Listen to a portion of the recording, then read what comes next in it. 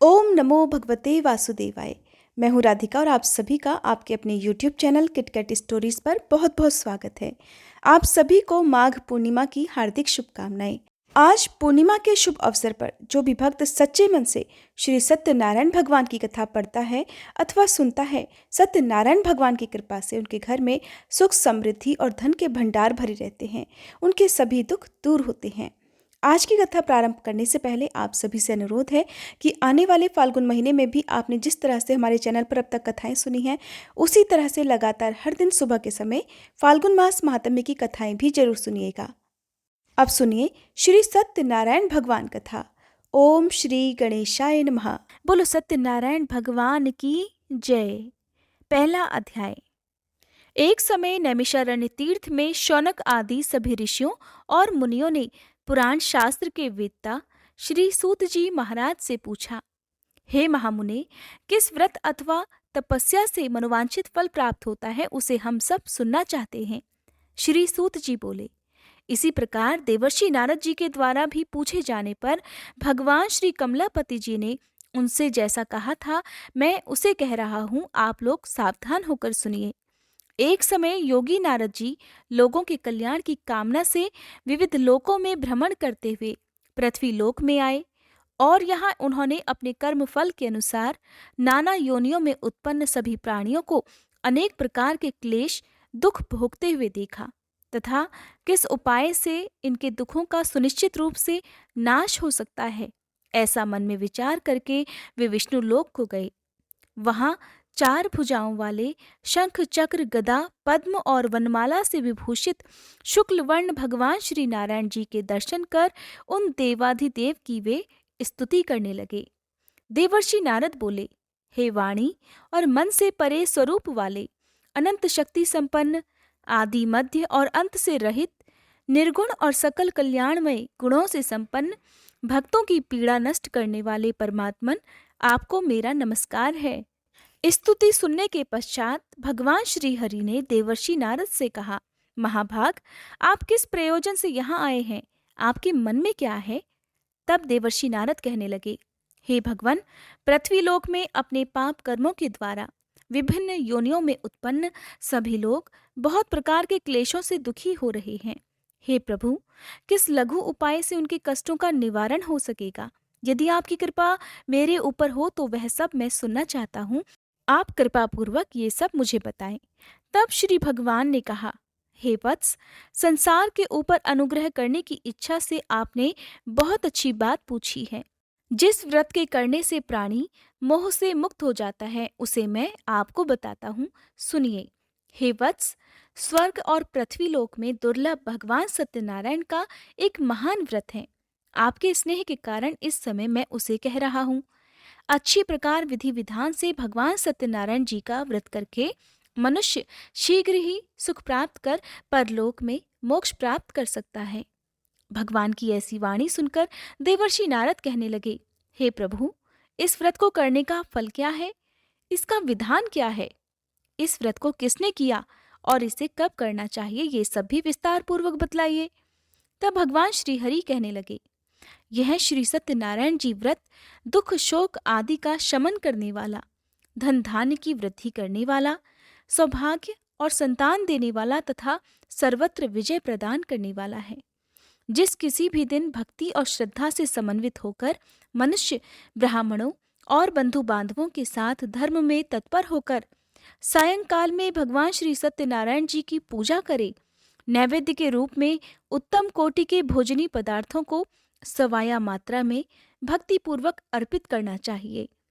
केले के फल, घी, दूध, गेहूं का चूर्ण अथवा गेहूं के चूर्ण के अभाव में साठी का चूर्ण, शक्कर या गुड़, ये सब योग्य सामग्री सवाया मात्रा में एकत्रित कर निवेदित करनी चाहिए। बंधु बांधवों के साथ श्री सत्यनारायण भगवान जी की कथा सुनकर ब्राह्मणों को भोजन कराना चाहिए। भक्ति पूर्वक प्रसाद ग्रहण करके नृत्य गीत आदि का आयोजन करना चाहिए। इसके पश्चात भगवान सत्यनारायण का स्मरण करते हुए अपने घर को जाना चाहिए। ऐसा करने से मनुष्यों की मनोकामना अवश्य पूर्ण होती है।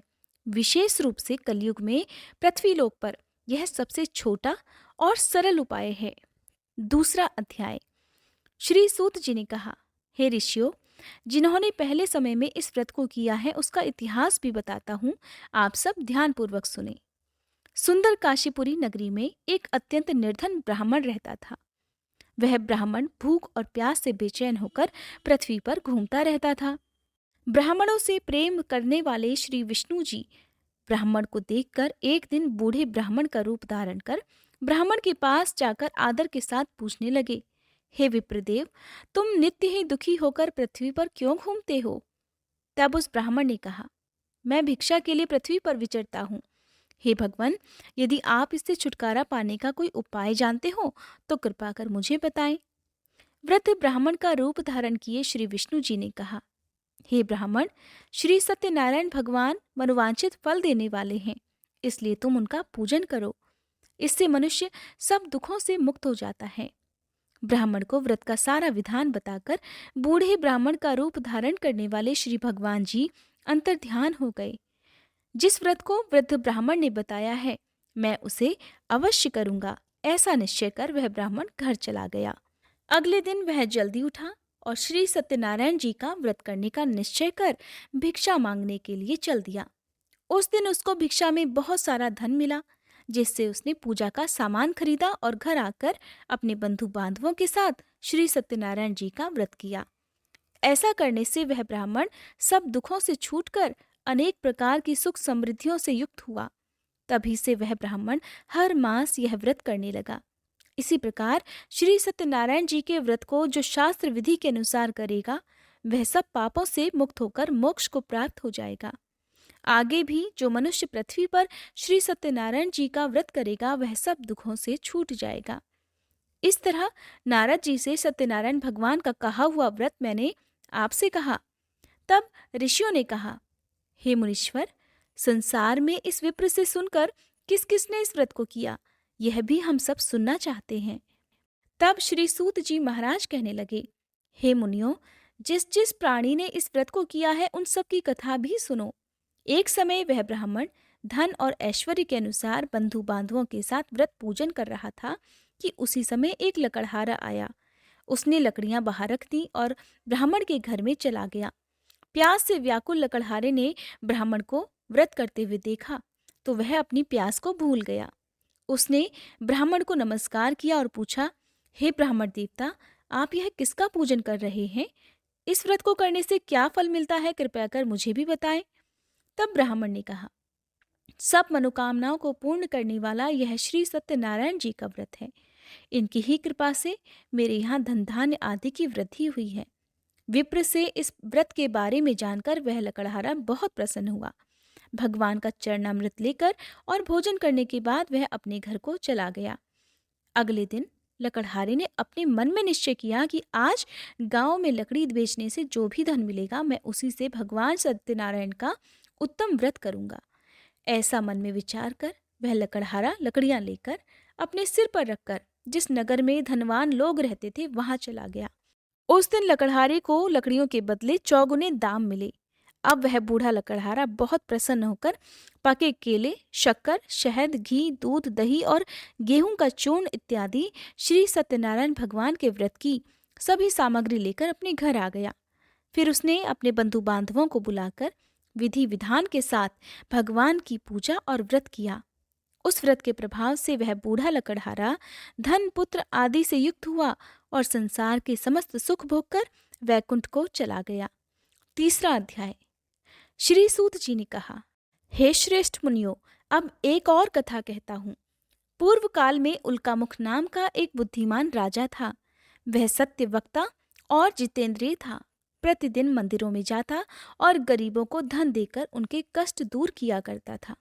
उसकी पत्नी सुंदर और सती साध्वी थी। भद्रशिला नदी के तट पर उन दोनों ने श्री सत्यनारायण भगवान जी का व्रत किया। साधु नामक एक वैश्य राजा को व्रत करते देखकर उनसे पूछने लगा, हे राजन, भक्ति युक्त मन से आप यह क्या कर रहे हैं? मेरी सुनने की इच्छा है। तब महाराज उल्कामुख ने कहा, हे साधु वैश्य, मैं अपने बंधु बांधवों के साथ संतान प्राप्ति के लिए महाशक्तिमान सत्यनारायण भगवान जी का व्रत और पूजन कर रहा हूँ। तब उसने कहा, हे राजन, मुझे भी इस सब का विधि विधान बताइए। मैं भी आपके कहे अनुसार इस व्रत को करूंगा। मुझे कोई संतान नहीं है और मुझे विश्वास है कि इससे निश्चय ही मेरे यहाँ भी संतान होगी। राजा से सब विधान सुनकर व्यापार से निवृत्त होकर वह वैश्य खुशी खुशी अपने घर आ गया।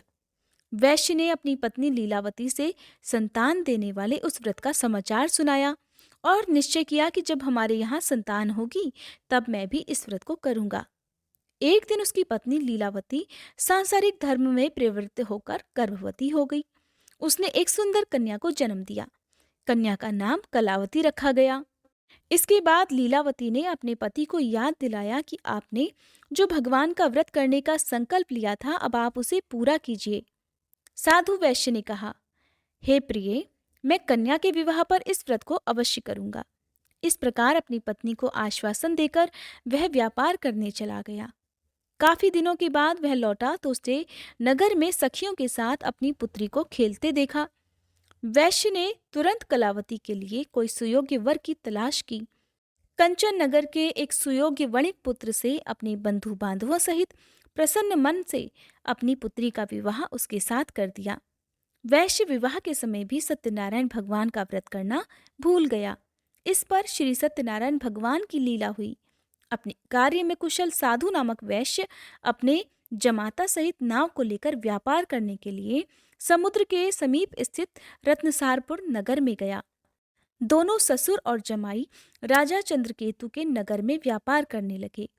एक दिन भगवान सत्यनारायण की माया से प्रेरित एक चोर राजा का धन चुराकर भागा जा रहा था। राजा के दूतों को अपने पीछे आते देखकर चोरों ने घबराकर राजा के धन को उनकी नाव में रखा और भाग गए, जहां ससुर और जमाई थे। राजा के दूतों ने जब धन को उनकी नाव में रखा देखा तो पकड़कर राजा के पास जाकर कहने लगे, महाराज, हम ये दो चोर पकड़कर लाए हैं, आप आज्ञा दीजिए।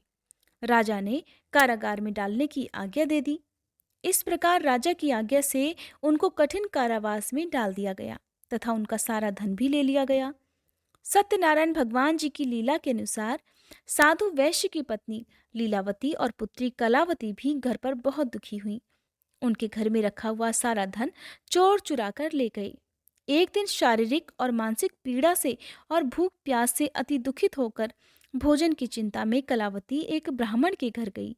उसने श्री सत्यनारायण भगवान का व्रत होते देखा। उसने कथा सुनी और प्रसाद ग्रहण कर रात को घर आई। तब माता ने कलावती से पूछा, हे पुत्री, तू अब तक कहाँ रही और तेरे मन में क्या है? तब कलावती कहने लगी, हे माता, मैंने श्री सत्यनारायण भगवान का व्रत होते देखा है।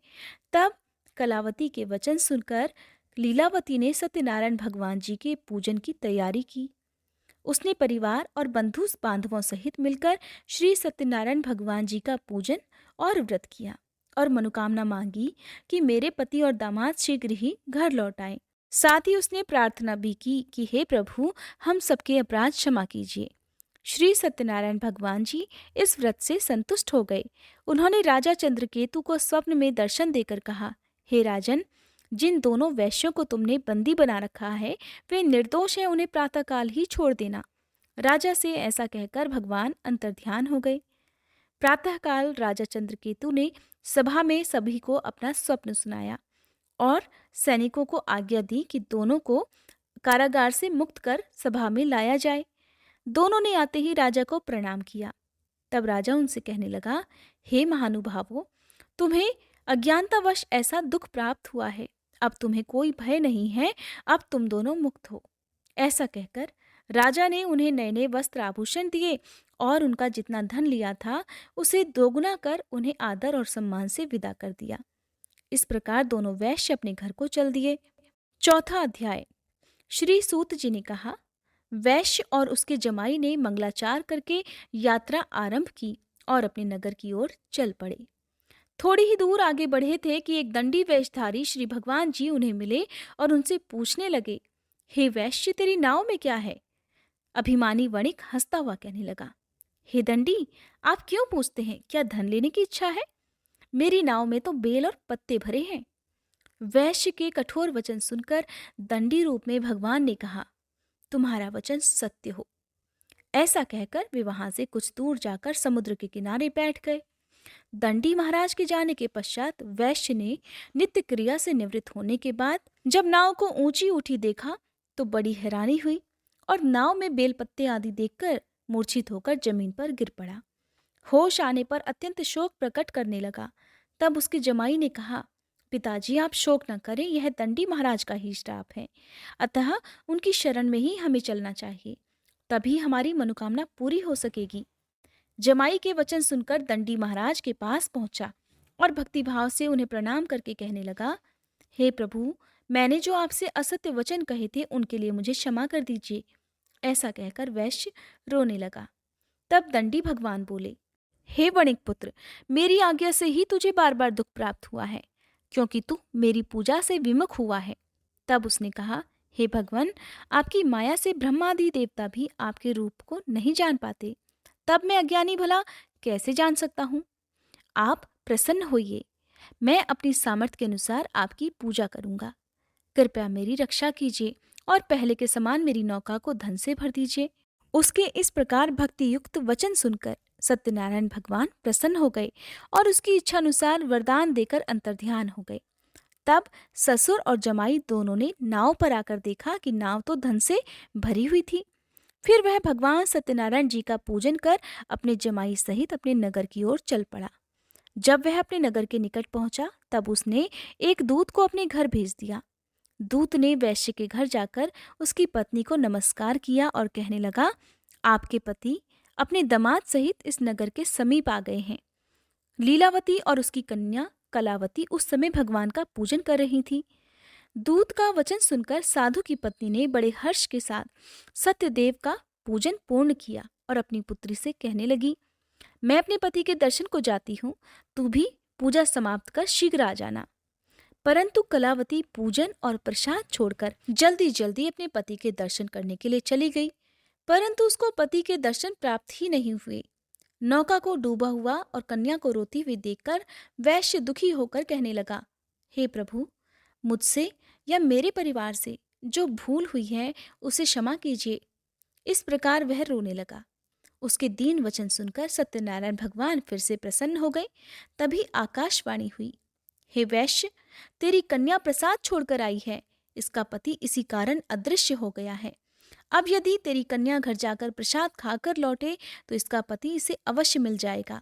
आकाशवाणी सुनकर कलावती ने घर पहुंचकर पूजन विधिवत समाप्त किया और प्रसाद ग्रहण करके अपने पति के दर्शन किए। तत्पश्चात वैश्य ने वहीं बंधु बांधवों सहित भगवान सत्यनारायण का विधिपूर्वक पूजन किया और वह इस लोक के सभी सुख भोगकर अंत में स्वर्गलोक को चला गया। 5वां अध्याय। श्री सूत जी ने आगे कहा, हे ऋषियों, मैं एक और कथा भी कहता हूँ।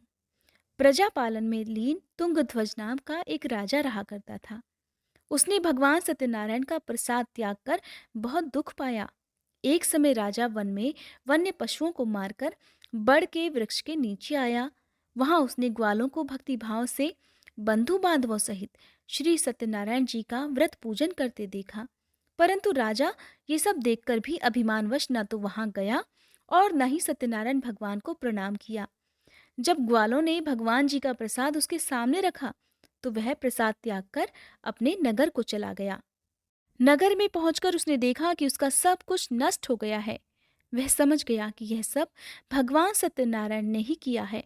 तब वह वापस उसी स्थान पर आया और ग्वालों के पास गया और विधिपूर्वक पूजन कर प्रसाद ग्रहण किया तो सत्यनारायण भगवान की कृपा से सब कुछ पहले जैसा ही हो गया और फिर वह सारे सुख भोग कर अंत में स्वर्गलोक को चला गया। जो मनुष्य इस परम दुर्लभ व्रत को करेगा, श्री सत्यनारायण भगवान की कृपा से उसे धन धान्य की प्राप्ति होगी। इस व्रत के प्रभाव से निर्धन धनी, बंदी बंधन से मुक्त होकर निर्भय हो जाता है। संतानहीनों को संतान प्राप्ति होती है और सभी मनोरथ पूर्ण होकर अंत में वह वैकुंठ धाम को जाता है। जिन्होंने पहले इस व्रत को किया, अब उनके दूसरे जन्म की कथा भी सुनिए। शतानन नामक ब्राह्मण ने सुदामा के रूप में जन्म लेकर भगवान कृष्ण की भक्ति कर मोक्ष प्राप्त किया। उल्कामुख नाम के महाराज राजा दशरथ बने और श्री रंगनाथ जी का पूजन कर वैकुंठ को प्राप्त हुए। साधु नाम के वैश्य ने धर्मात्मा और सत्य प्रतिज्ञ राजा मोरध्वज बनकर अपने पुत्र को आरे से चीरकर मोक्ष को प्राप्त हुए। महाराज तुंगध्वज स्वयंभू मनु हुए। उन्होंने बहुत से लोगों को भगवान की भक्ति में लीन कर मोक्ष प्राप्त किया और वह लकड़हारा भील अपने अगले जन्म में गुहु नामक निषाद राजा हुआ, जिसने भगवान श्री राम के चरणों की सेवा कर मोक्ष प्राप्त किया। कथा समाप्त। बोलिए श्री सत्यनारायण भगवान की जय। अगर आपको ये वीडियो पसंद आई हो तो वीडियो को ज़्यादा से ज़्यादा लोगों तक शेयर करके और वीडियो को लाइक करके हमारे चैनल को सब्सक्राइब करना मत भूलिएगा, ताकि अगले ही दिन से आप हमारे चैनल पर सारी कथाएं नियम से लगातार सुन सकें।